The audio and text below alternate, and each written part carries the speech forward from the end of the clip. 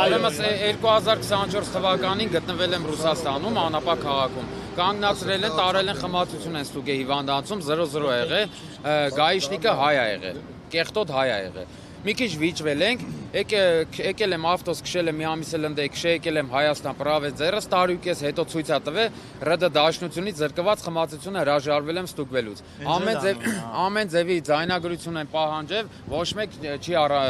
ինչ չի բան արել, ձայնագրություն չի տրամադրել, ասել են որ դուք պետքա գնաք Ռուսաստանից ձեր հարցերը լուծեք։ Հիմա այդ նույն հաջողությամբ ասեմ, Ռուսաստանը կարար ասել ես մարդ եմ սպանեն դե, առանց հիմնավոր պատճառներ ինձ տանեին փակին։ Դրա համար պահանջում ենք մեր կառավարությանը տարբերություն չդնեն մեր հայ քաղաքացիների միջև։ Ռուսաստանը այդքան չկա, որ հայ քաղաքացուն Հայաստանի Հանրապետությունում զրկի ու մենք չկարողանանք մեր երեխեքին պահենք։ 3 հատ անչափած երեխա ունեմ, տաքսի քշելով եմ պահում։ Եթե մեր վարորդական իրավունքները չեն տրամադրելու մեզ, ուրեմն մենք ամեն ինչ անելու ենք, որ